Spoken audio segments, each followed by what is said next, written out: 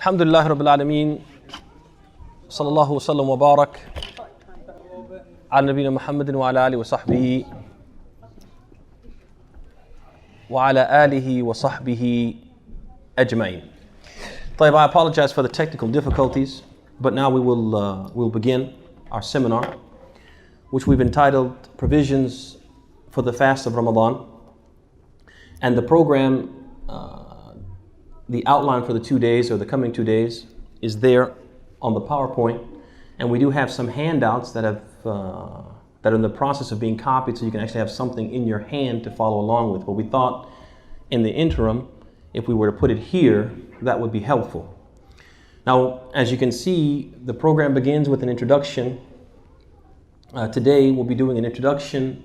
Basically, what we're going to be dealing with today are more like the ritual and practical side of fasting.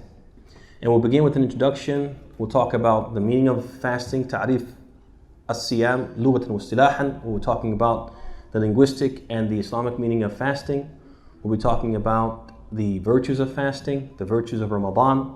We'll be talking about the conditions for the acceptability of fasting, the conditions for its obligation, some of the sunan, some of the encouraged acts which we should observe while fasting, as well as some of the makruhat, some of the discouraged practices that can decrease the reward for fasting as well. Then after that, we will be taking a in-depth look and studying in detail the Kitab al-Siyam, the book of fasting, from the book Bulugh al-Maram by Ibn Hajar al-Asqalani. We also have copies of that text, or at least the ahadith that we'll be studying, in the process of being copied as well. So that's what we'll be looking at today, inshallah ta'ala. Before beginning with this introduction, I want to give an introduction to the introduction and to speak briefly about the method or the approach that we should take when studying al-ahkam, when studying the rules and regulations, the do's and don'ts of Islam. And it's important that we have some guidelines and a framework within which we operate when we study the ahkam. Because if you don't, you'll find yourself all over the place.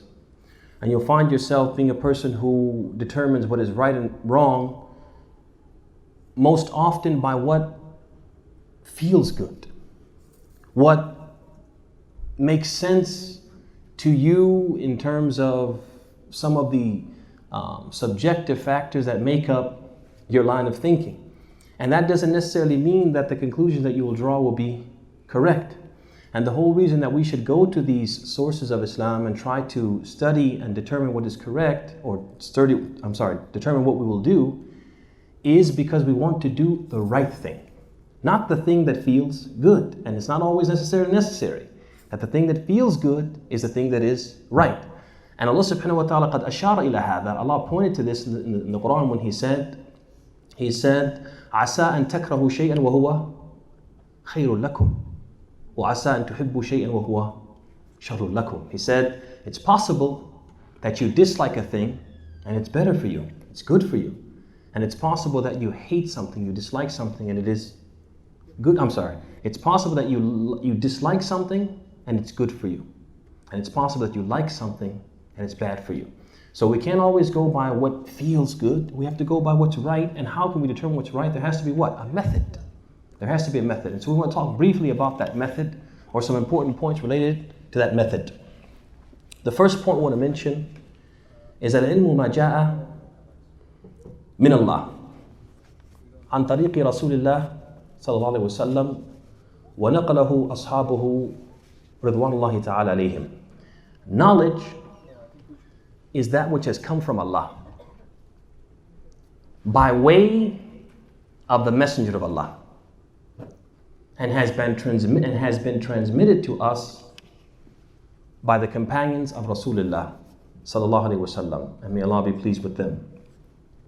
So what this means is that knowledge, when we talk about it from an Islamic perspective, is the Quran and the Sunnah. These are the fundamental primary sources of knowledge because they've come from Allah by way of what? Rasulullah.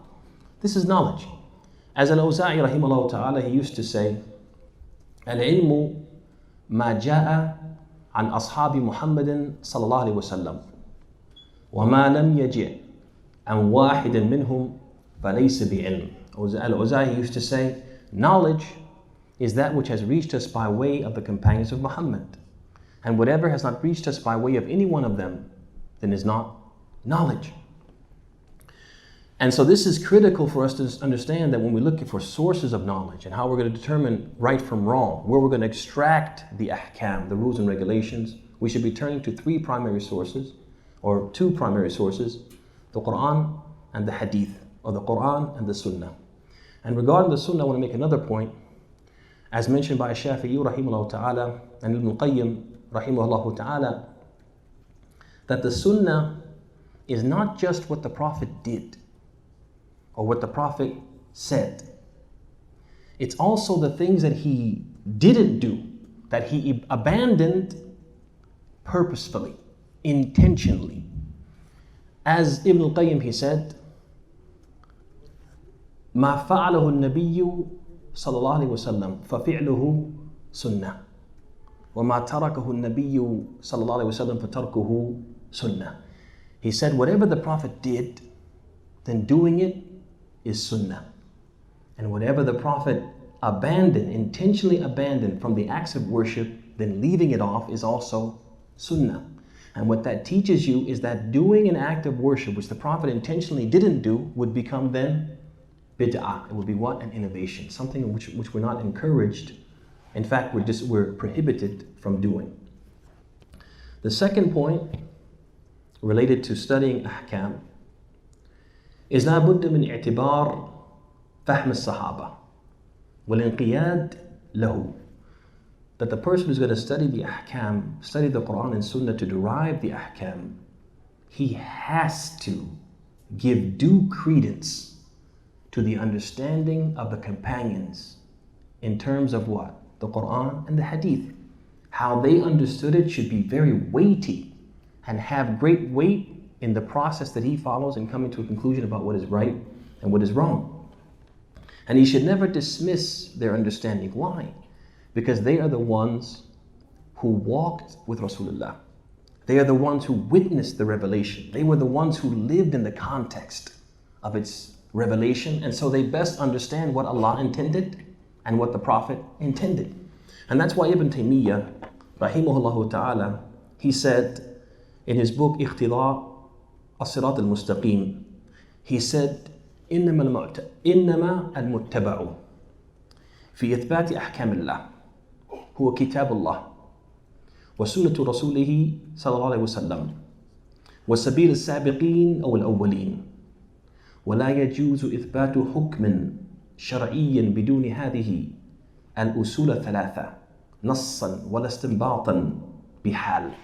He said rahimahullah ta'ala, he said, what must be followed exclusively when a person wants to confirm a ruling of Allah is the book of Allah, the sunnah of his messenger, and the path, the understanding, the interpretation of a sabiqeen or al-awwaleen, of what? The first and foremost, the forerunners of Islam, meaning what? Ashab Rasulullah. And he said it's not permissible for a person to confirm a ruling and say, hey, this is the deen, this is what you're supposed to do. You have to do this, you should do that, you can't do that, and call it from the deen. It's not permissible to do that unless he does what? He returns to these three what? These three pillars of understanding. Whether he's doing that saying my proof is a text, or what? My extracting meaning from the text, regardless of that, he can't come to a conclusion without turning to these three sources, bihal, under any circumstances. So we have to look at how they understood these texts. We can't just say the Quran says this, the Hadith says this, and I understand from it this, so this is what it is. We have to do what? See how they understood it. And Allah subhanahu wa ta'ala talks about this in many places in the Quran. In one place in the Quran, very, very explicit. He says, فَإِنْ آمَنُوا بِمِثْلِ مَا آمَنْتُمْ بِهِ فَقَدْ اهْتَدَوْا. He says, speaking to what? Muhammad and his companions. He says, if they believe, meaning the people who come after you, the way you believe, then they are rightly guided. The scholars of Islam said the wording of the verse indicates that the opposite meaning is also intended. If they don't believe the way you believe, if they don't understand the deen the way you understand it, then what? Then they've gone astray. طيب, the third point I want to mention, لا بد من تقديم قول السلف وفهمهم على قول الخلف وفهمهم.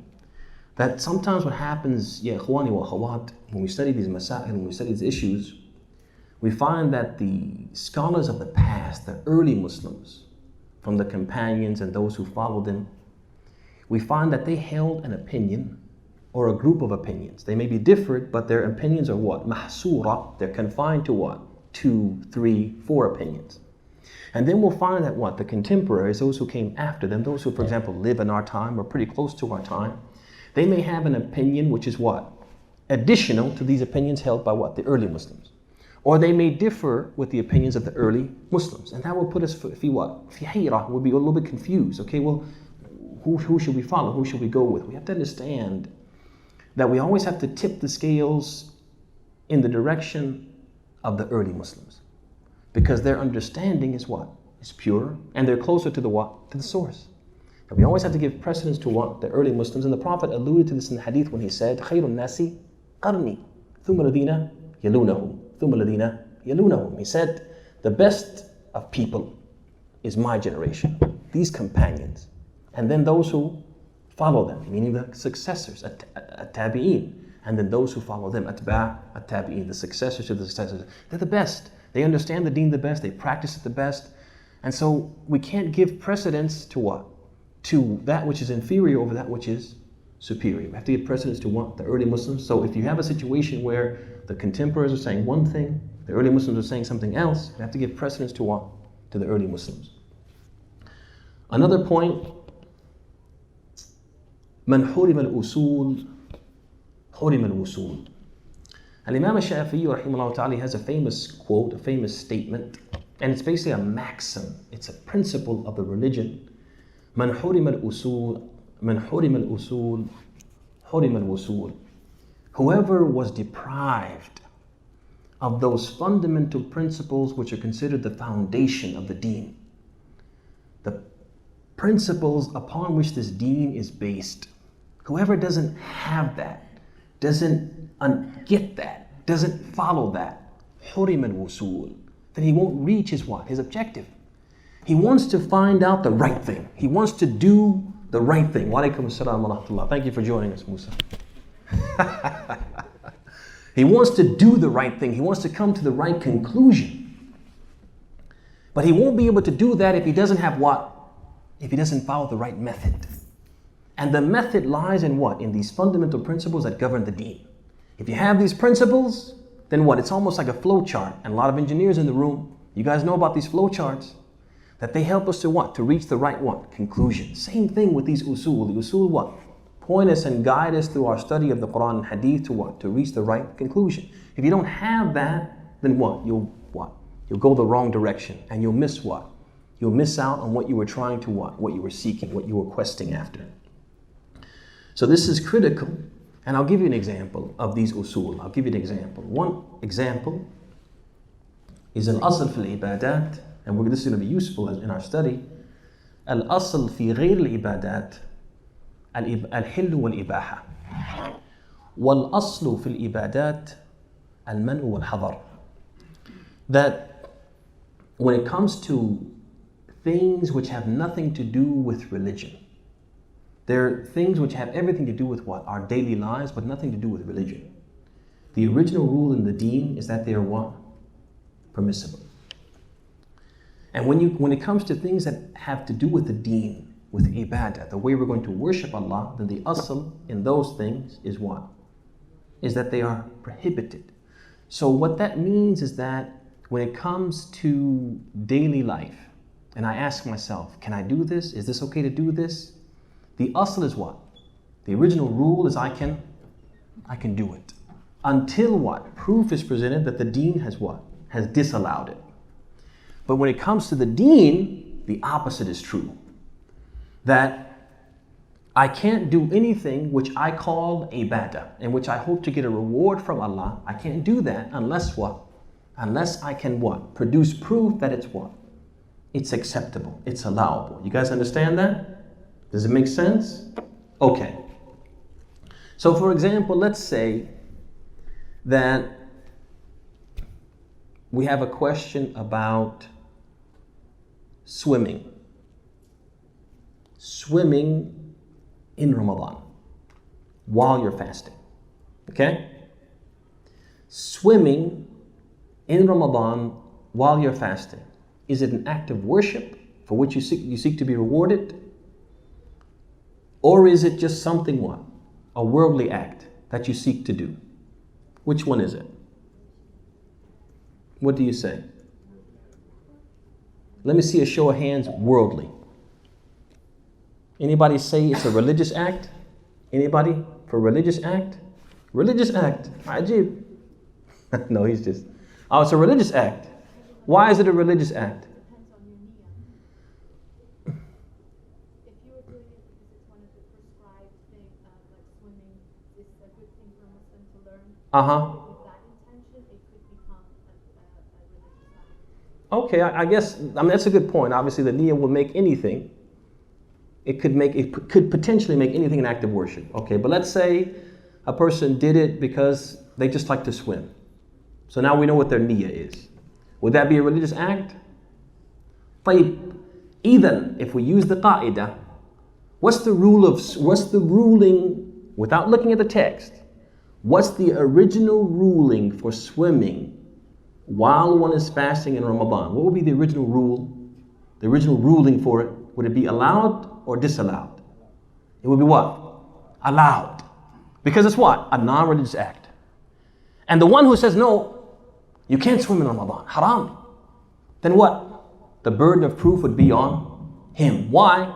Because al-asl fi ghayri ibadat al-hillu wal-ibaha. The original rule when it comes, and this is isn't that useful?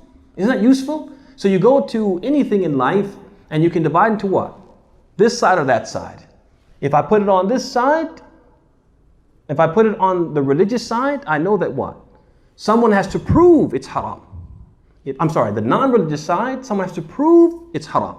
If I put it on the other side, the religious side, someone has to prove it's halal. Give you another example. This one's going to be a little bit tricky, but we'll just see who the sharp people are, right? You guys know that the Prophet ﷺ, when he traveled, he used to shorten and combine the prayers. Is that not so? Everybody with me so far? Okay, perfect. Now, did he shorten and combine all of the prayers? So, for example, did he shorten Fajr? Abadan. Did he combine Fajr and Dhuhr? Abadan. So he had a guidance when it came to what? Shortening and combining. Wallah? Tayyib. So when it came to Fajr, there was no shortening and no combining. Dhuhr and Asr, he shortened them and combined them with each other. So he didn't combine Asr with Maghrib. Asr can only be combined with shay, with shay, Dhuhr. Mumtaz. Tayyib, Al-Maghrib, did he shorten it? No, but he would combine it with Isha, which he would shorten. Would he combine Salat al-Isha with Fajr? Abadan. So he had specific guidance when it came to combining and shortening. You guys with me so far? Mumtaz. But suppose someone says that they're going to travel on the day of Jumu'ah. And so they'll pray Salat al-Jumu'ah, ma'al jama'ah, with the congregation. And then afterwards they'll pray Salat al-Asr. They'll combine it so they can drive or travel until Salat al-Maghrib. With me? طيب, يجوز or ما يجوز? Is it permissible or not permissible? Using the qa'idah. Using just the qa'idah. So they're leaving from their home, having made Jumu'ah, and trying to make sure it's clear. See how some people try to wiggle the answer out of the teacher? Okay, let's say it again. They come to the masjid, Salim, and they're going to pray Salat al-Jumu'ah with al-Jama'ah, with the rest of the congregation. With me? All right, okay. As soon as they finish al-Jum'ah, wa alaykum as-salam wa rahmatullahi wa barakatuh. They finish the Jum'ah, Salat al-Jum'ah. Assalamu alaikum wa rahmatullah. Assalamu alaikum wa rahmatullah. Allahu Akbar, Allahu Akbar. Ashhadu an la ilaha illallah. They get up to do Salat al-Asr. They're going to combine Salat al-Asr and Salat al-Jumu'ah. Because the Prophet what? Combined between Dhuhr and Asr. Okay? So if you Jews or you Jews? Huh? Permissible or not permissible? Permissible, he says. Mumtaz. طيب, anybody else in the permissible group? Let me see a show of hands. Permissible. Let me see the show of hands for not permissible. Not permissible. أحسنتم. طيب, let's go back to the قاعدة. الأصل في العبادات. الأصل في العبادات, the original rule when it comes to ibadah is what? الحرمة والحظر. It's absolutely what? Prohibited. Can't do anything that you seek to get thawab Allah. You seek to get what? A reward from Allah, except that you have what? Proof, evidence. طيب, where's the proof for combining al-Jumu'ah and al-Asr?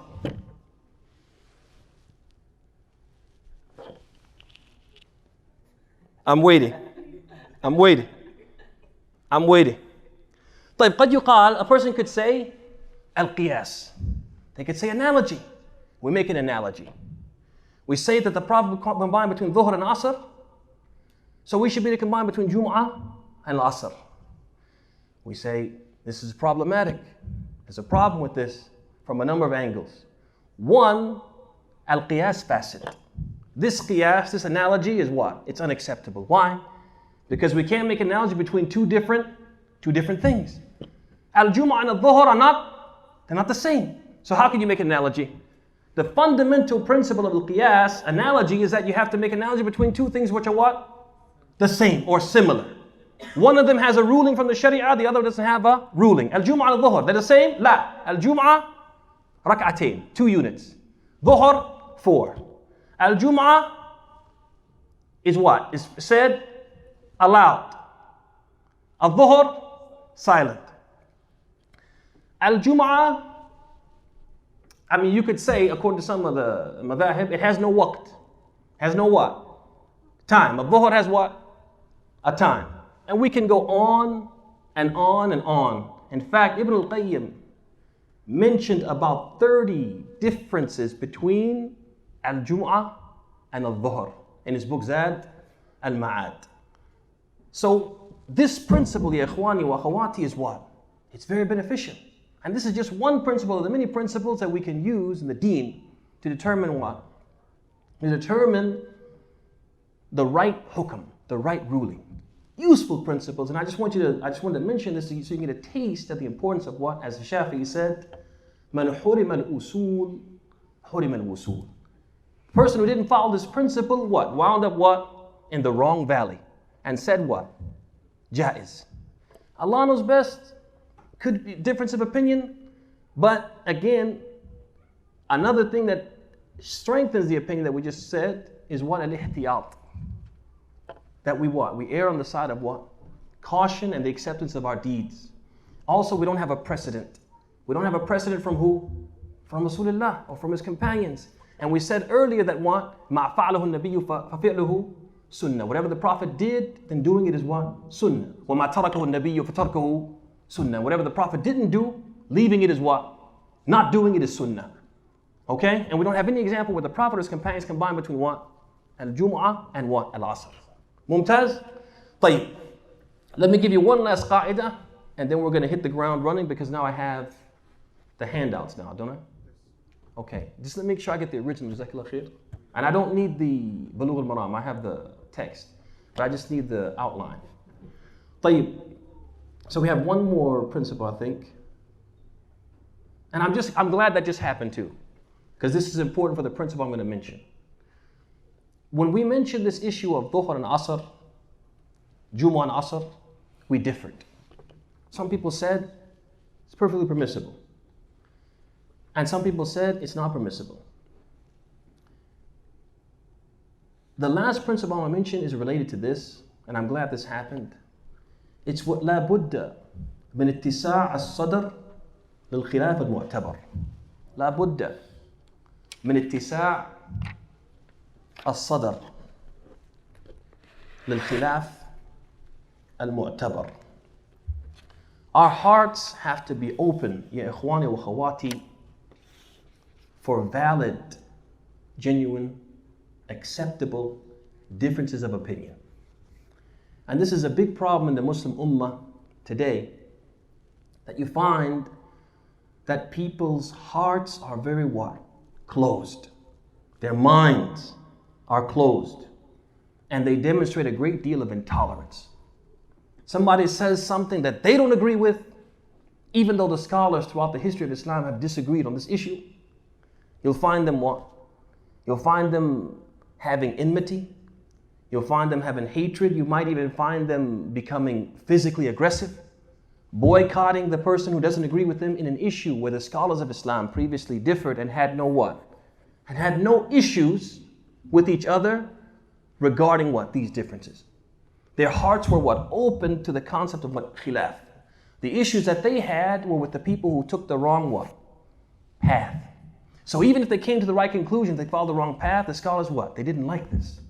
They didn't like a person who used ra'i, who used what? Intellect, who used deductive reasoning when there's what? A hadith. Even if he came to the right conclusion, they didn't like that. But if the person used the hadith, used the usul, but came to the wrong conclusion, they what? They were able to what? To accept that. To the point that the Shafi'i rahimahullah ta'ala, he used to say, وَأَرْجُوا أَن تَنْتَبِهُوا إِلَى هَذِهِ الْمَقُولَةِ. I hope you will pay attention to the statement of a Shafi'i because it's what? عظيمة. He said, قَوْلُ خَصْبِ خَطَأٌ يَحْتَمِلُ الصَّوَابِ وَقَوْلِ صَوَابٌ يَحْتَمِلُ الْخَطَأ. He used to say, my opinion is the right opinion, but it could be wrong. And the opinion of my opponent is the wrong opinion, but it could be right. And so if my opponent has an opinion which I don't share, I'm willing to what? Sit with him. I'm willing to have dialogue with him. And if he's able to convince me, I'm even willing to what? To convert to his viewpoint. And if he can't convince me and I'm not able to convince him, I'm able to what? To agree to disagree, provided that the issue is one of those issues in which differing is permitted. So this is critical because why? When we start to study fiqh, this is the reality of fiqh. We're not going to agree. The scholars of Islam didn't agree. The Sahaba on some issues, few in number, they didn't agree. And so if the best of people didn't agree, how are the people who are far from their level, how are they going to agree on everything? They won't. So our hearts have to be open to the fact that I may say something that you've heard something different. And you can't just tune out. Oh, that's not what the Shaykh told me 2 years ago. It's wrong. And you just don't listen because maybe you'll learn something today about this issue that will make you see that perhaps what you learned before was not correct.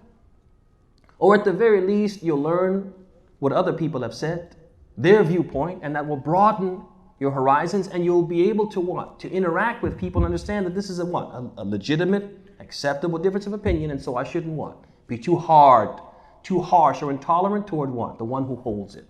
Does that make sense, ya ikhwani wa akhawat? Does that make sense? This is critical for the Muslims. We are in bad shape. And one of the reasons we're in bad shape is because of our intolerance. We become intolerant people, whereas the early Muslims were not intolerant. You had people who were able to force others to accept their opinion, and they wouldn't do that. Umar al-Khattab used to do what? Used to permit the companions from differing with him, although he was able as a Khalifa to what? To force them to what? Accept his viewpoint. Tayyib, with that said, those are the points I wanted to mention before we begin following the outline. And do the sisters have the outline? Have they been given the papers? All right, so we'll wait for that to happen and then we'll get after it.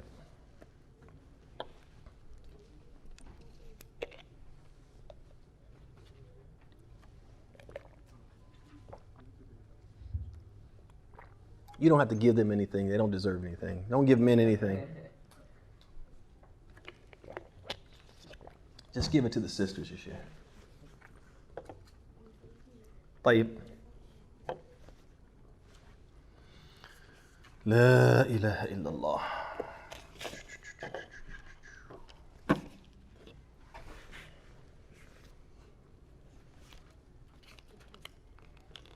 All right.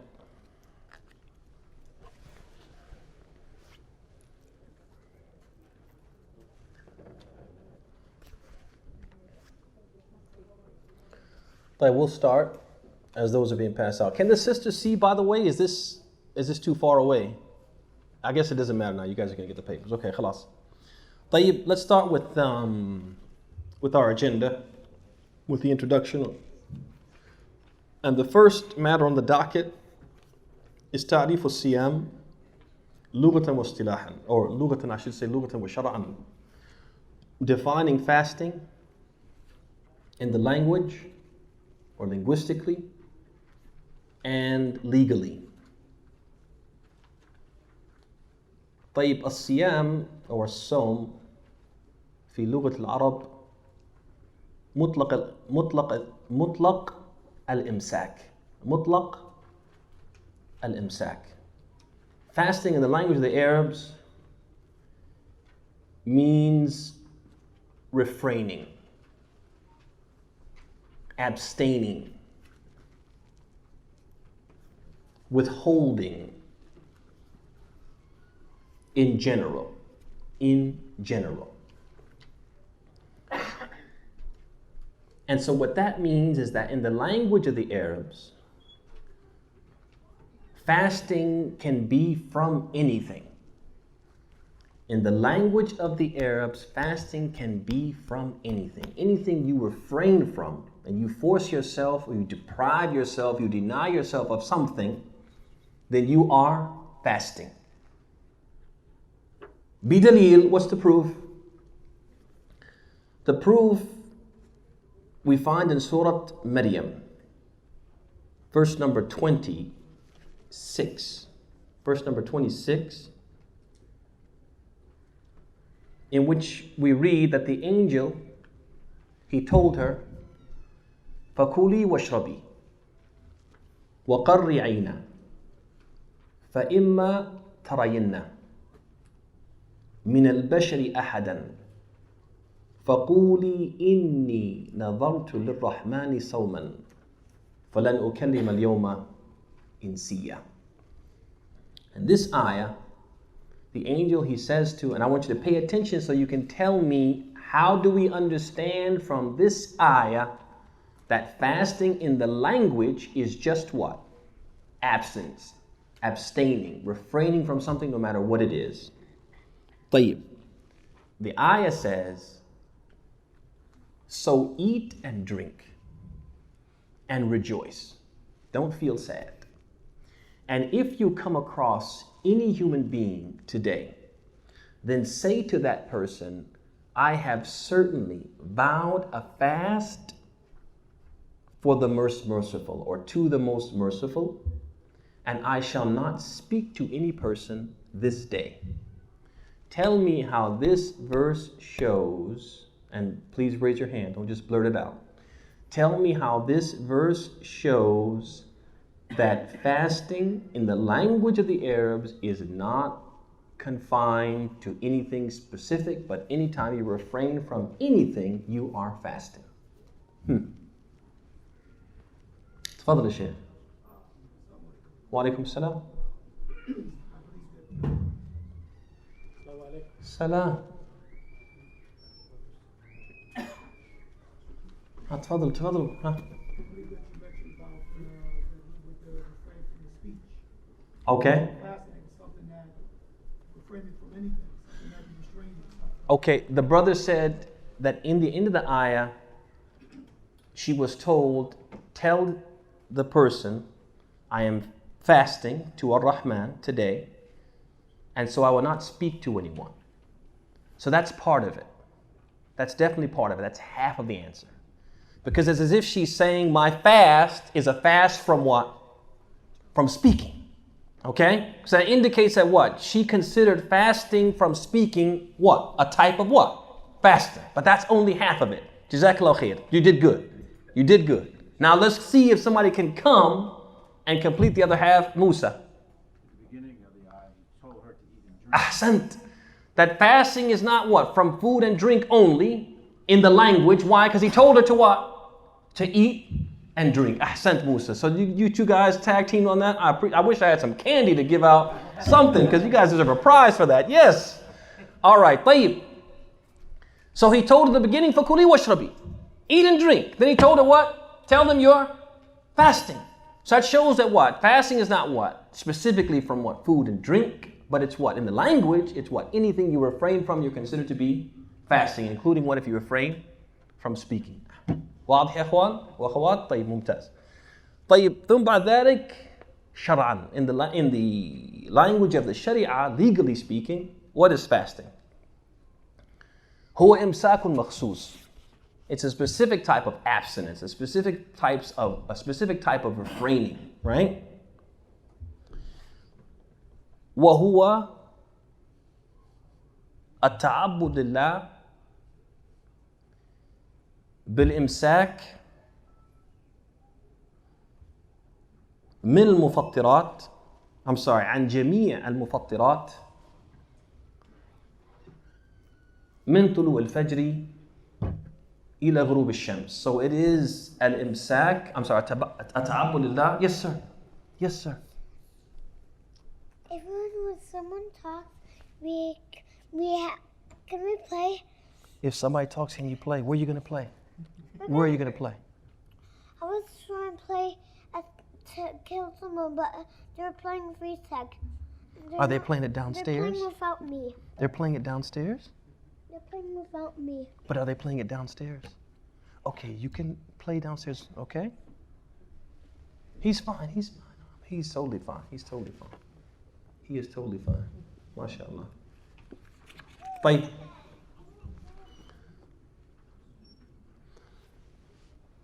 طيب. So let me collect my thoughts. So we were talking about fasting in the Sharia. Okay. هو تعبد لله بإمساك مخصوص وهو إمساك عن جميع المفطرات من طلوع الفجر إلى غروب الشمس. So basically, fasting is worshiping Allah by carrying out a specific type of abstinence, by refraining from specific things. What are those specific things? Anything and everything which can break the fast, from dawn until dusk. That's fasting. So if you notice that the definition has some pillars to it. The first one, at-ta'abbud lillah. It's worship of Allah, which means you have to have that what? That intention in order for it to be fasting. You guys get that? So that's a critical part of fasting is what? You have to do it with what? The intention of worshiping Allah. Otherwise you won't be fasting, you'll just be starving yourself. So let's imagine a person who woke up early in the morning to go to work before dawn. He was hungry, so he ate something. Went to work and prayed, Salat al-Fajr. After that, immediately what? Started working, worked all day, came home tired, went to sleep, woke up just before Maghrib. And then the adhan for Maghrib sounds, and he's like, man, I'm starving. He has something to eat, and he says, man, I didn't eat anything all day. I was fasting. No, he wasn't fasting, was he? Because he didn't have what? A niyyah. It just happened. It just so happened that he didn't what? He didn't eat anything or drink anything for what? The whole day. But he never had what? The intention. You guys see that? So you have to have the intention. The first one, ta'abbud lillah bi-imsak makhsus, by a specific type of what? With withholding or refraining or abstinence, which means what? That fasting in Islam is not just any type of abstinence. So I can't say, well, you know what? I'm going to fast from grapes. I'm going to fast from talking. I'm going to fast from arguing. I'm going to fast from Xbox, right? And we think that that's what? Fasting in Islam. Like they do in some other religious traditions, they'll have what? A specific fast from a specific thing. So they'll say, okay, there's a particular season where they encourage you to what? Fast. But they don't want to fast the way the Muslims fast. Nobody wants to do that, right? So they tell you, okay, that's too hard. So I tell you what, find something in life that you what? You feel like you're almost addicted to it. And then leave that. Fast from that one thing. So some people fast from meat. Some people fast from candy. Some people fast from watching television.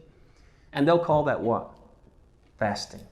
But Islam says no, you have to fast from what? Something specific, not something of your choosing. You guys can see that? So بإمساك مخصوص, a specific type of fasting, right? And what is that specific type of fasting? الإمساك عن جميع المفطرات. Fasting from everything and anything which will break what? Break the fast. Why do the scholars say anything, جميع المفطرات? Why don't they just say الأكل والشرب والجماع? Why don't they just say eating, drinking, and intimacy? Why don't they just say that? Why do they say جميع المفطرات? Because what they want to do is they want to point to the fact that it's not just food and drink and intimacy that you have to refrain from, but not just those things, but anything which is analogous to those things. You guys understand that? So they want you to understand that not only can you not eat anything, but you also can't do what? You can't basically take something into your system that will do what? Provide you with al-ghidha, with what? Nutrition. So you can't do that either. Because people might do that as what? As a means to get around actually fasting. You guys understand what I mean? So they want to make the definition broad so it encompasses not just specifically food, drink, and intimacy, but also anything which is what? Analogous to those things. Does that make sense? That's why they say Jamil Mufattirat, everything which will break the fast. Then after that, min tulu al-fajr ila ghurub al-shams, to let you know that what is a specific time for this fasting, and it occurs from what? The crack of dawn to what? Till dusk. Wa alaikum salam wa rahmatullah. So that's the definition. Any questions about that? Any questions about the definition? Let's move on to the next one, the ruling of fasting. In Islam, we have 5, what we call ahkam wada'iyah. We have 5 rulings for things. 5 categories that we put things in. What are those categories? What are the categories that we put things in terms of their ruling? Who can help me with that? Ahsan. So wajib, you have to do it. Then what? What follows that? Mustahab or mandub, which means what? It's recommended, but you don't have to do it. Meaning, if you do it, you'll get a reward. If you don't do it, you won't be sinful. Number 3, mubah, permissible. Means what? If you do it, you won't get a reward for it. If you don't do it, you won't get punished for it. It's up to you, optional. Like what? Wearing leather shoes, like tying your shoes up, or not leaving them untied, right? That's just what? Permissible. طيب. ثم بعد ذلك, what comes after that? Makruh. Dislike. Means if you leave it intentionally, with the intention of what? Pleasing Allah, you'll get a reward. But if you do it, you won't be punished. And lastly, but not leastly, is what? Haram. Means what? If you leave it intentionally, you'll be rewarded. And if you do it, you'll be subject to punishment. Make sense? So we have these 5 rulings, I should say. So what ruling shall we give to fasting? And I mean fasting in Ramadan, not fasting in general. What ruling shall we give? Wajib. Ahsant. So fasting is wajib bil kitab, as indicated by the Quran, as indicated by the Sunnah, as indicated by the ijma', the agreement of the scholars of Islam. As for the Quran, we have a number of proofs. Allah says, Ya ayyuha alladhina amanu kutiba alaykum as-siyam, O you who believe, fasting has been what? prescribed. The word kutiba, according to the scholars of Islam, means here ujiba. It's what has been required. Okay, it's mandatory, mandated upon you, imposed upon you. Also, we have the statement of Allah in which He said, فَمَنْ شَهِدَ مِنْكُمُ الشَّهْرَ فَلْيَصُمْ. Whoever amongst you is a resident during the month, then let him what? Let him fast. This word فَلْيَصُمْ includes what? Lam al-amr, the lamb of commanding, the lamb of imperatives. And whenever Allah commands us with something in the Quran, the original rule is that it's what? It's required. Okay? So the Quran tells us in two places right there, or it gives us two indications that it's what? Required. We also have the hadith of the Prophet ﷺ, which he said, Buni al-Islam, this is the hadith of Ibn Umar, Katib al-Bukhari Muslim. He said, Buni al-Islam ala khams. Shahadati an la ilaha illallah wa anna Muhammad Rasulullah. Wa iqam as-salah wa ita az-zakah. وصيام رمضان وصوم رمضان وحج البيت لمن استطاع إليه سبيلا. So he said in this hadith, he said, Islam is built upon 5. The testimony of faith, establishing regular prayer, almsgiving, fasting in Ramadan, and making pilgrimage to the house. But I don't see in this hadith, I don't see a command.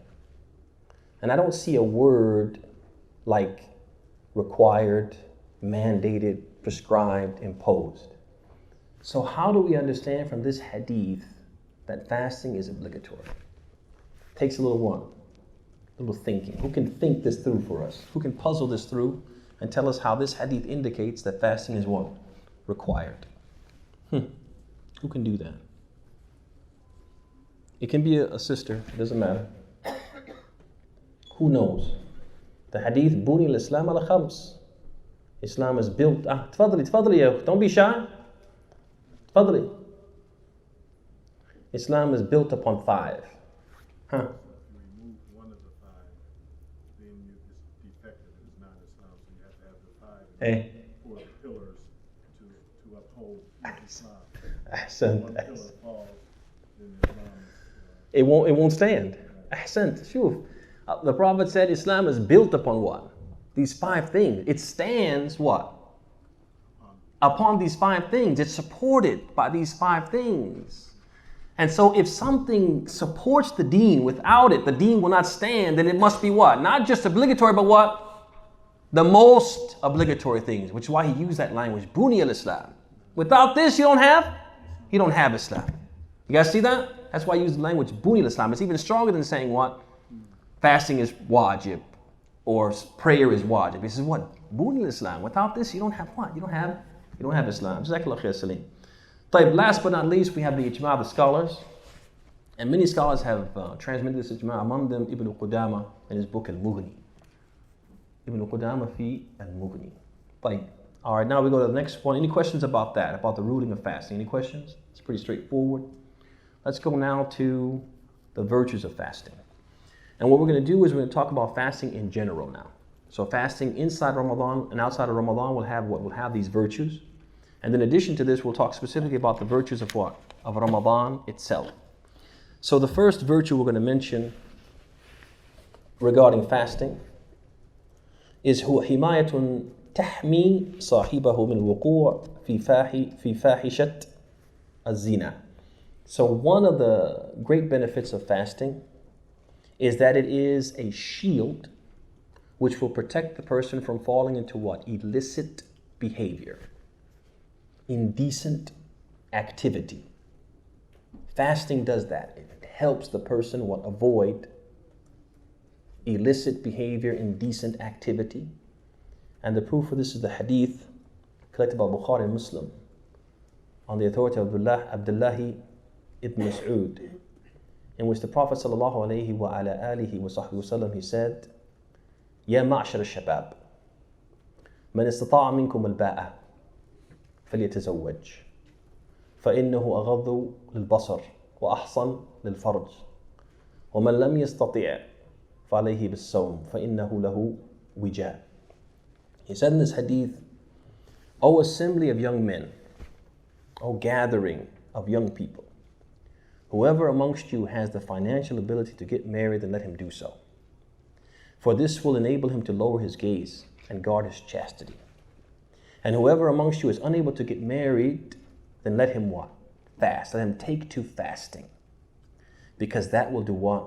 It will protect and safeguard his chastity. It will protect him. It will be a shield between him what? And indecent activity. It will break and blunt the sharpness of his desire.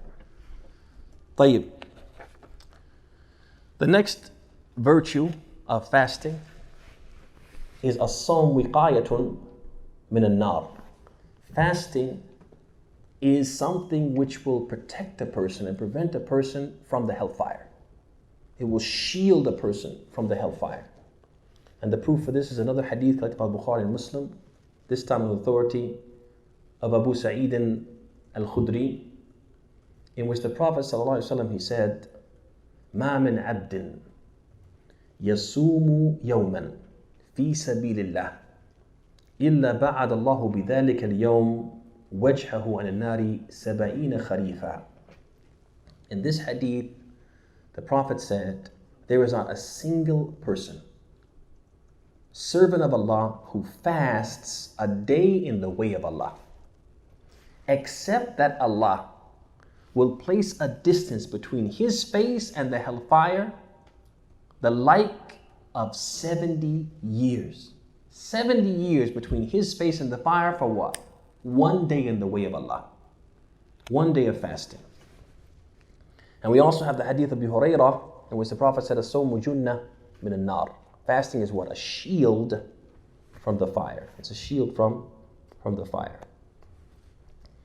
The third virtue of fasting that we'll mention is as-sawm sababun lidukhul al-jannah.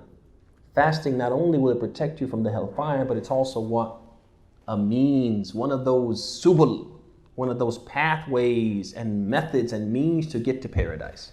So we're always looking for what? We're always looking for what? The means to get to paradise. And we want to combine as many means, employ as many means as possible, so that if this one doesn't get us there, this one will get us there. Well, one of those means is what? Being regular in fasting.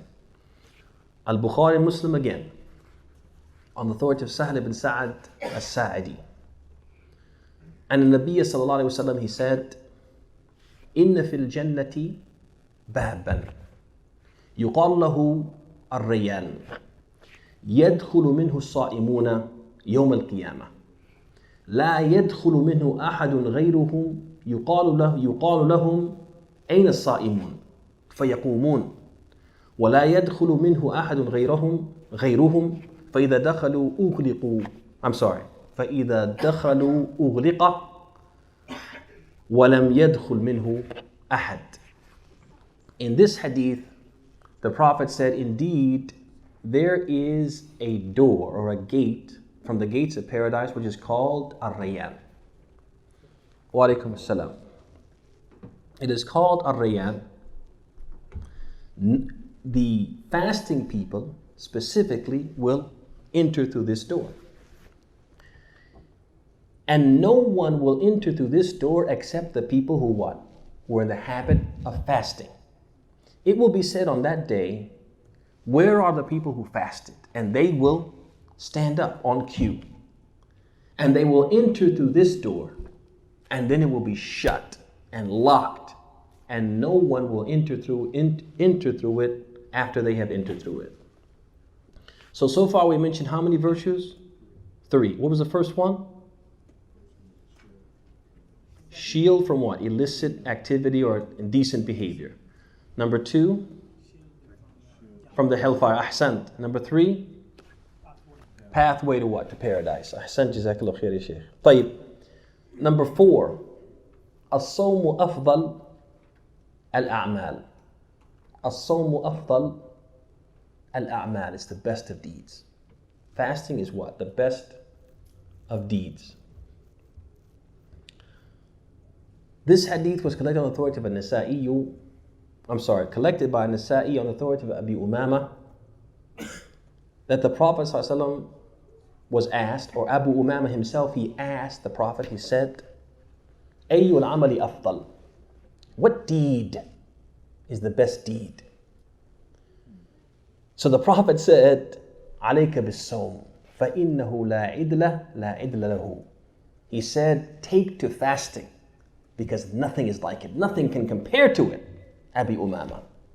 In another verse of the hadith, a man came and he said, Dullani ala amal, or murni bi amal. He said, direct me to a deed or command me to do something that will get me to paradise. And the Prophet said, alayka bis-sawm. He said, take to fasting. The Prophet said, murni, the person said, murni bi amal. He said, come on, tell me something to do. That's it. Give me something better than that.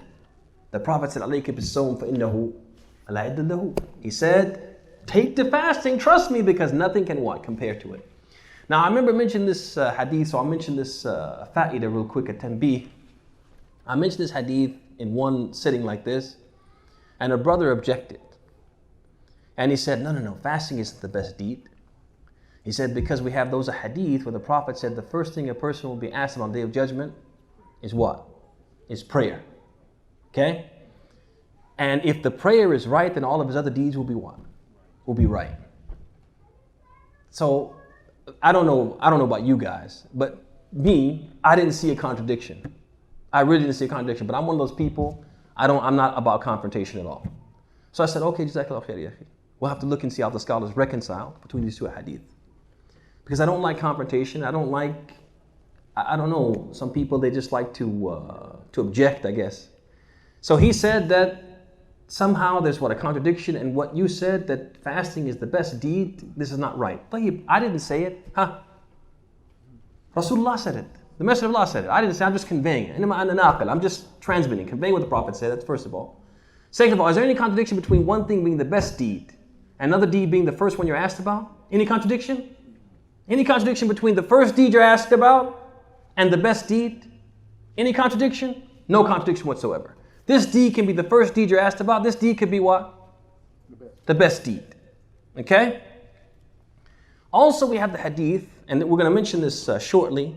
We have the hadith which indicates that what? There's something special about fasting, and that's why the Prophet said, La idlahu. There's nothing like it. And we're going to come to that. That you get a special thawab, special reward for fasting that what? That you don't get for any other deed. That the scale of weighing fasting is what? It's a different scale. So that tells you that what? Fasting is what? A tremendous deed. And at the end of the day, who's going to determine who gets what for what? Allah Azza wa Jal. Okay? But there's no harm in us saying that what? Fasting is the best deed because the Messenger of Allah said it. And there's no contradiction between that and the fact that prayer is the first deed you'll be asked about. طيب.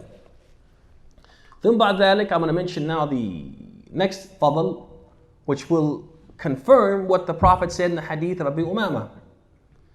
That the person who fasts will receive a great reward. The amount of it, the extent of it is only known to Allah. Another indication of what? The great virtue of what fasting. This hadith was talked by Muslim. Al-Bukhari and Muslim on authority of Abi Hurairah. This is the hadith where the Prophet said, كل عمل ابن آدم يضاعف الحسنة عشر أمثالها إلى 700 ضعف قال الله عز وجل إلا الصوم فإنه لي وأنا أجزي به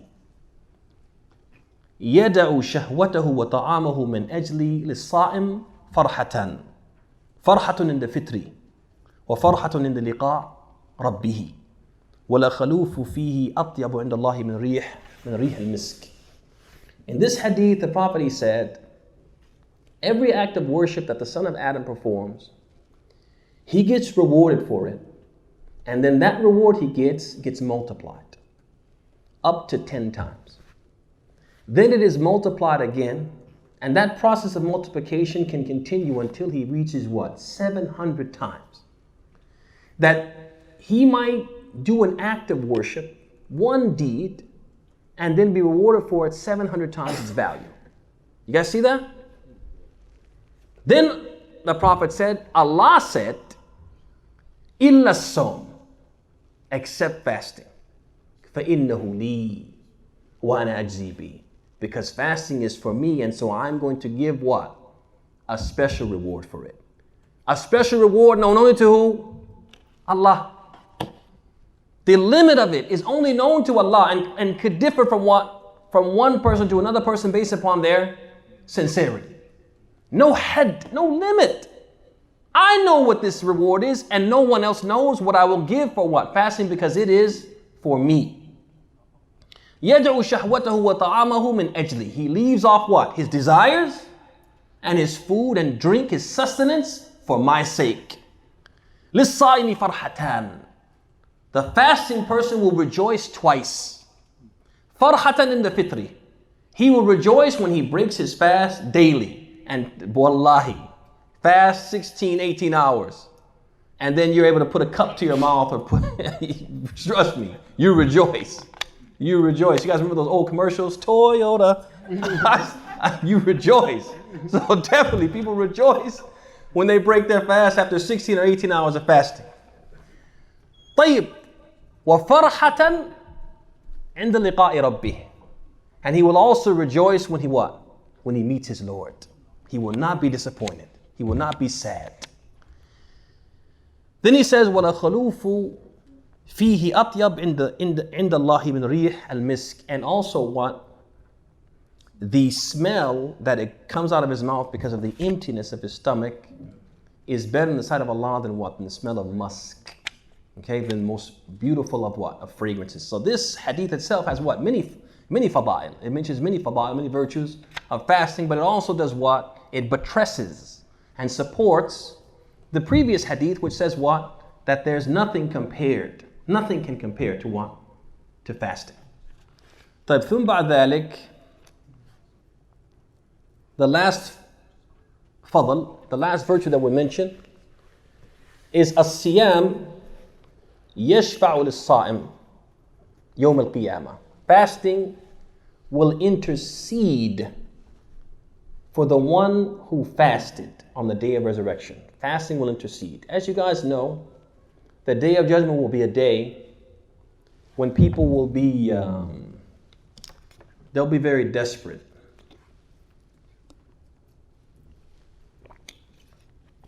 They'll experience a great deal of anxiety.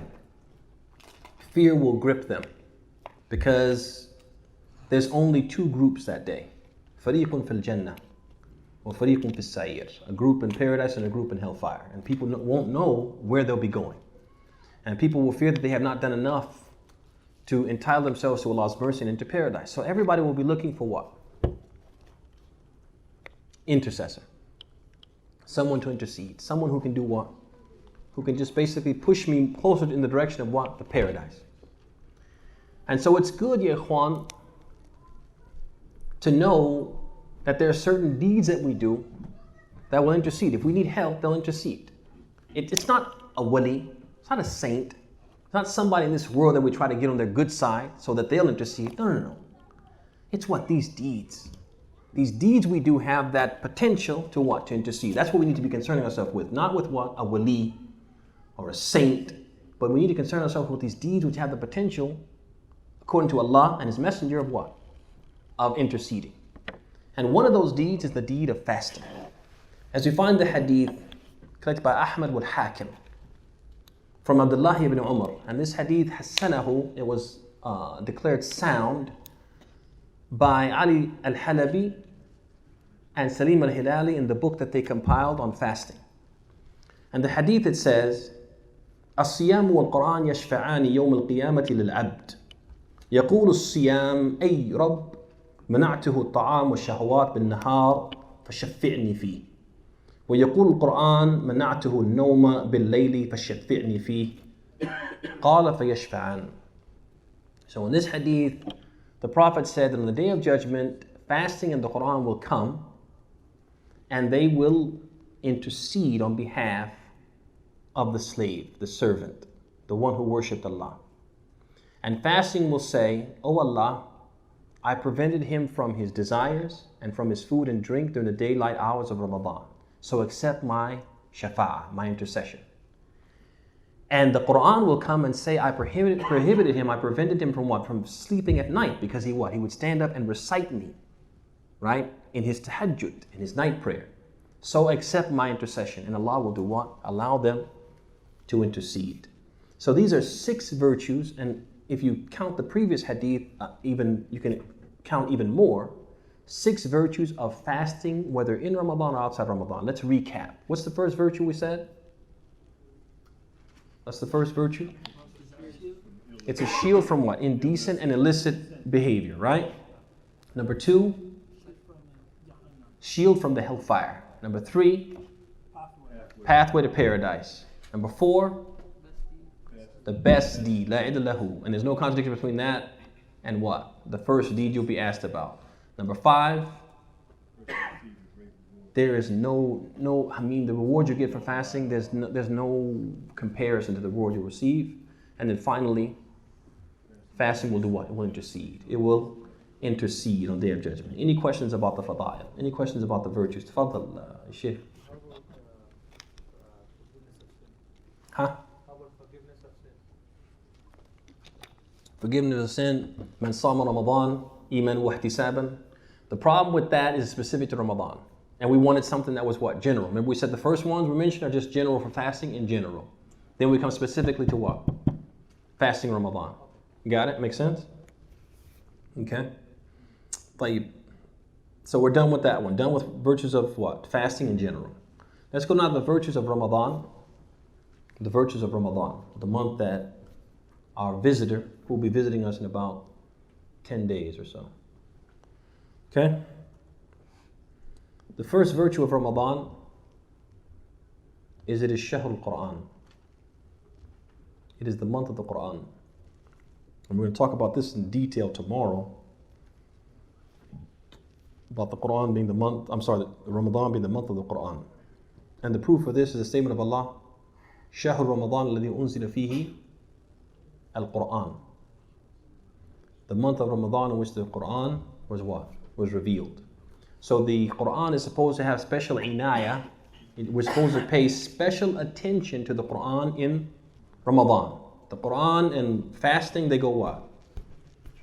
They go hand in hand, right? They're 2 things that we have to give a great deal of inayah, pay special attention to what? The Quran in Ramadan.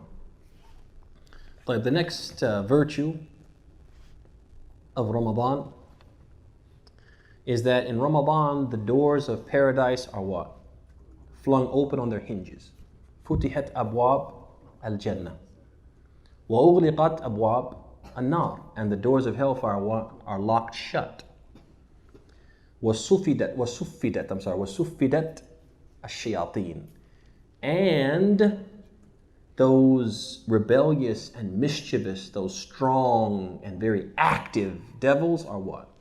Are chained, shackled, and bound. And that makes it easier for us to do what? To do good deeds, right? Because we don't have those mischievous shayateen, basically trying to convince us and coerce us to what? To do evil. This is supported by the hadith collected by Muslim on the authority of Abu Hurairah, and collected by At-Tirmidhi on the authority, At-Tirmidhi ibn Majah as well on the authority of Abu Hurairah. So Muslim, At-Tirmidhi, Ibn Majah on the authority of Abu Hurairah. But the hadith, the wording of At-Tirmidhi and Ibn Majah is what? It's more specific. So we're going to take that wording. That wording says that the Prophet said, إذا كان أول ليلة من شهر رمضان سفدت الشياطين ومرضت الجن وغلقت أبواب النار فلم يفتح منها باب وفتحت أبواب الجنة فلم يغلق منها باب وينادي مناد يا باغي الخير أقبل ويا باغي الشر أقصر وَلِلَّهِ أُتَقَاءٌ مِّنَ النَّارِ وَذَلِكَ فِي كُلِّ لَيْلَةٍ. In this hadith, the Prophet said that from the first night of Ramadan, the doors of paradise are what? Flung open. So no door from the doors of paradise is what? Is left shut. And the shayateen are bound, shackled and chained, and the doors of hellfire are shut and not a single one is left open. And a crier proclaims, Ya baghi al-khair aqbil. Oh, you who desires good, aqbil, come forward. You will find what? The road, the avenue open for what? For khair. Wa ya baghi al-shar, and oh, you who desires evil, aqsir, get back. And you'll find what? Those who will do what? Who will prevent you from your evil. وَلِلَّهِ وَتَقَى وَذَلِكَ فِي كُلِّ لَيْلَةٍ. And Allah has necks that He will free from the fire. And that is what? Every night in Ramadan. May Allah make us from those whose necks are freed from the fire in Ramadan. So we need to be actively seeking this though in Ramadan. We have to have that what? Nasba ayunina. We have to have that right in front of us that what? I want to be from the people who on this night, Allah will free them from the hellfire. Another virtue of Ramadan is what? In it we find a very important night. What night is that? Laylat al-Qadr, the night, what they call the night of decree. As Allah says, Laylat, and there's something special about this night in which He says, Laylat al-Qadri khayrun min alfi shahr. He says, the night of decree is better than 1,000 months. Meaning what? The worship you do in that night is better than similar worship done over what? A period of what? 1,000 nights. So there's a very virtuous night. And that occurs when? In Ramadan, showing you the virtue of Ramadan. So we mentioned 3. We can add to it.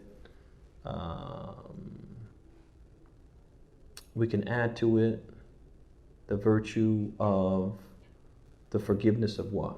The forgiveness of sins. من صام رمضان إيمانا واحتسابا غفر له ما تقدم من ذنبه, as mentioned by Yunus.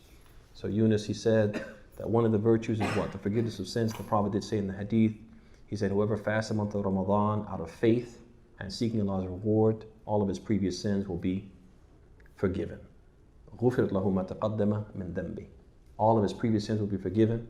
And that refers to what? The previous minor sins, not the major sins. Major sins require a tawbah bil ijma'. طيب. All right, so far we've covered definition, ruling, virtues of fasting, virtues of Ramadan. It's about half of the introduction. Do you guys need a break? Do you need a break? Okay. Like, any other questions so far? Any other questions? Okay, so what do you want to do, Ami? You want to give him a little break, 10 minutes? Okay, let's take a 10-minute break and then we'll resume with the prerequisites of obligation. هذا وصلى الله وسلم وبارك على نبينا محمد.